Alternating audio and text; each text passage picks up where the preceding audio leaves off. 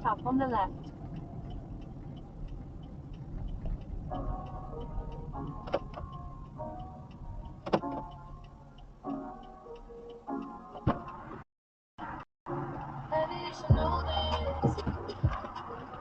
Oh, what are you? I'm on yourself.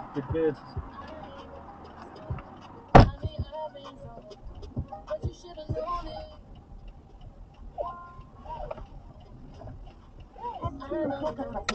Train station.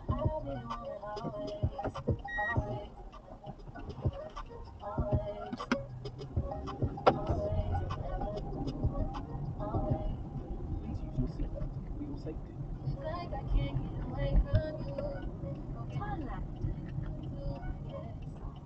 So confused, finding the right way to express. In 300 meters, turn right on Old Johannesburg Road.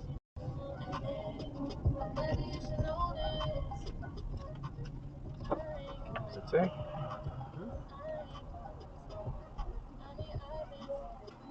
Thank you. Thanks. Which way do you prefer, this one or the one going straight? Either or, whichever's quicker for you. I think going straight is better.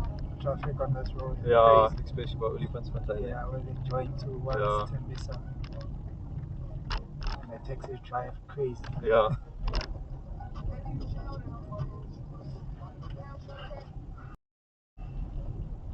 I wonder how it's gonna be once they've opened it, this road. Sheepers, it's maybe in 10 years' time. If we're lucky. It's been very long. It's been long, eh? Yeah, it's been very long. You drive around this area quite a bit? Yeah, I'm familiar with the area. Okay. So I know that this road has been in construction for the longest time. Yeah.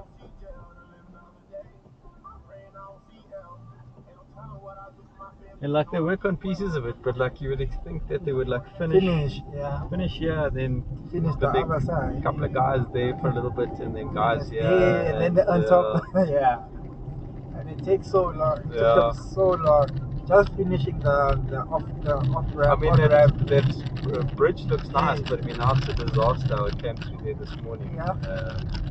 And then they're routing all the traffic going this way, then you have to circle, do that U-turn back. That's bad. That's really bad. And they're not getting quite right. No. I don't know why. Because I thought initially, because they had initially closed one side, I thought they were going to finish one side and then open that side, then close the other side and reconstruct it. But I see now it's not working out.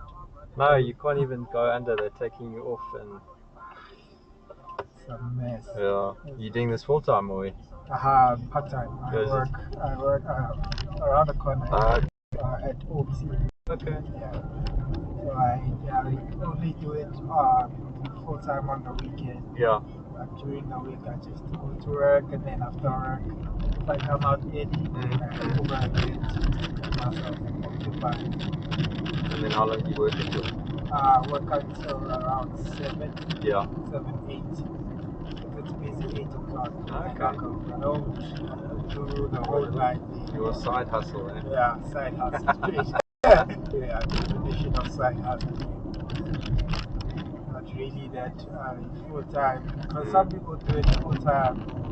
It's too risky to do this thing full time. Yeah. Because I've seen the results it has on the car first. Yeah. The amount of kilometers the car gains. And on top of that, maintaining a car which is always on the road. I don't feel like cars were not made to be driven 24 hours a day. No, I mean, it's just you end up putting a lot of miles on it. Yeah. And you're killing a lot of these parts. Yeah. Parts which come with the cars. It's just to get in a little extra income in this tough environment. In the place. Yeah. So for me, it's not something that I see as something I would do on a full-time basis. And then weekend, you do it quite a bit on the weekend? Yeah, on the weekend, I just wake up in the morning, then by around 5, 6, I should be off. Okay. Yeah, I don't want to spend too much time on the road. Also, family time is important. Yeah. So then some time with my kid and then my fiance. Okay. I'll do it. My kid is 7 years old. Okay. So there's also that balance. Yeah. Everything is expensive. Yeah. Apparently, they say now fuels are about to go up because of what's happening in Iran. Yeah.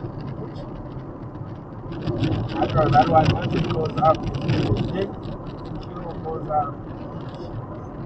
Yeah, it'll take a while to come down. So. Especially once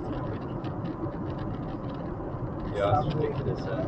Affects everybody. Even if you're not there, that side of the world, it still affects you. Yeah. It's really wild.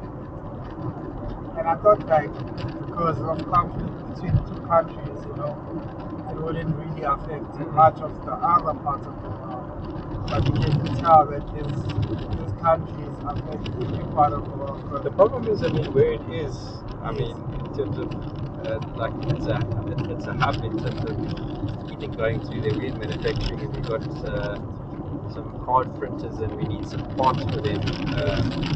And it goes through there and they were going to expedite the stuff for us and whatever, and they can't get it in. Yeah. So anything, and you have people. I speak to one of our project managers who's just been to China, and originally when they were looking, they were going to fly through Emirates and Dubai and that sort of thing. I get thank goodness they didn't, because they wouldn't have got back. They would also be missing us now. The flights delayed and that sort of thing. I get because now they're limiting the amount of air movement so that flights. It's dangerous. Because you could find that is just a plane flying. When you're just in the wrong place at the wrong time. And that happens most of the time. Yeah, I mean, apparently that's with MH370. Just in the wrong place at the wrong time. Yeah. You get yourself classified. Yeah. I mean, I was we got a site in Greece, so I went there last year with two of my guys, and we flew by Doha. Qatar, and they closed the airport. We were there on the Sunday, and then on the Monday they closed it because there was also some activity. And I'm sure it's terrible sleeping in the airport. Yeah, thank goodness we didn't have to. I mean, we missed it, but it was literally by a day. The next day. So the next day after you closed, Well, you flew in through there, and thank goodness we weren't flying out of Doha. But it's also it's close to Dubai. Yes.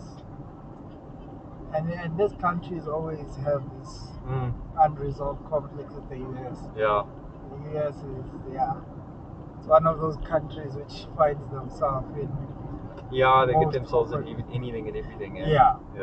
And the thing, I think, is because of that superpower status behind them. Because they always want to prove that they are better than all of these other countries. But I was listening to, I don't know which news channel it was, about also the United Kingdom not wanting to get involved itself in such things because they understand what it would do to their relationships or their relations with other countries, because they also work hand in hand with other countries in trade and whatnot. So I was like wondering, does the US like bullying other countries? And they do. I think I was hearing on the news also Spain, they wanted obviously Spain to side with them to allow them obviously to I don't know, give them landing rights and whatever for the Air Force, and they said no. And then Trump's immediately, no, we impose embargoes on Spain. We don't want to buy anything from Spain. No trade. We kill all the trade. And the thing is with Trump, which is very funny about him and his country, is that they need more from these countries than these countries need from them. So now when they're saying they're banning what from trading and what, they did that to us to just scare us. And I was like, oh, these guys are good at what they're doing. Because if you fall for it, ultimately it's gonna go down to that you are afraid of the USA. Yeah. So it does that to majority of these countries, and most of these countries fall for it because they end up being. It's like forcing your hand in a way. They say, if you don't do this, then we're cutting you off. Yeah. And I remember they did that with China as well, with the Android Hawaii thing. If you don't wanna comply to us, then China's pointless. China's good. Yeah. So when you say you're cutting them off, then what good does it do for them? Yeah. Because basically you're cutting your own hand off. Or you're basically cutting off the hand which feeds you. Yeah. Yeah, this guy that's just come back, I was chatting to him, he got back on the weekend from China, he was in Shanghai and then Hong Kong. He's like, I mean, it's a communist state, but he said, next level, eh? Yeah.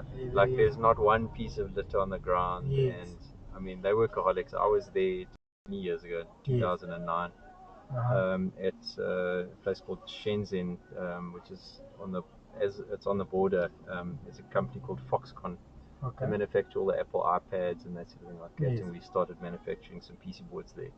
And they got a square kilometer, I think it's a little bit over a square kilometer, like a compound as such, where they do all the manufacturing. And it's like self-sustaining, but 500,000 people in that hub. Yeah.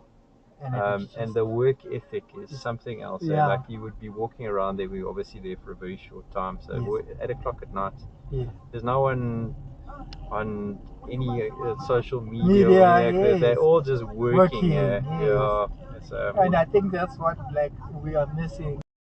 The office during the day this time. Yeah, you see people mucking about.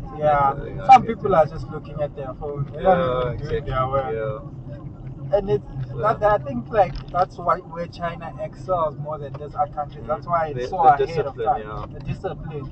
I heard even with their social media, in terms of how open it is to kids and the people of the continent, they're not really exposed to everything. I mean, WhatsApp's banned, Google's banned, all the anything sort of American based and whatever. So if you want to use it, you have to have like roaming SIM cards and that sort of thing. So. And I think that's a good way to view things, because the way these things, like when you look at our current youth, the amount of time they spend in media and they follow the American culture so much, they really even follow their own culture. They want to be American in a way, or they want to do American things. Even now, like I see this as a new career. I don't know if it existed before, but this content creation thing, I feel like that's an American-based. Creating money out of nothing sort of thing. So I didn't understand it, but now it's something which is popular amongst the youth, and they really enjoy it. But I feel like it's a way of making easy money out of being lazy, because you just stay in front of a camera and you talk about whatever you want to talk about, and you make money off that. Now there's no reason for you to. There's no reason to get a real job, so to speak. So, so they say for them it's a how can you call it, a shortcut, or a way where they beat the system of waking up and going to work and whatnot. But I find it as a way of making you like more naive to the fact that cop out the sense. So I say, hey, America has a way of influencing the world to move to the direction they want the world to move to. Because I heard even before the war started, there was something which was being investigated in a way about files which were, I don't know. The Jeffrey Epstein stuff. Then it started some conflict, so that people don't really pay attention to that anymore. They want you to pay attention to what they want you to pay attention to. because they know that they are implemented. Because there were so many people implicated. Yes, from America. So they know that if the world now finds out what was really happening. The media's completely gone off that. It's like like it never happened. Like it never happened. They just sidetrack you just a bit so that you don't focus too much on what's happening with them. That's why I'm saying, America, that country. Yeah, because Trump was involved, Clinton was involved. And they knew all these big names are involved. So should anything come up, it means the country itself is in jeopardy. Because their current president is involved. So the pictures of him. So they're like, let's distract the world just for a bit.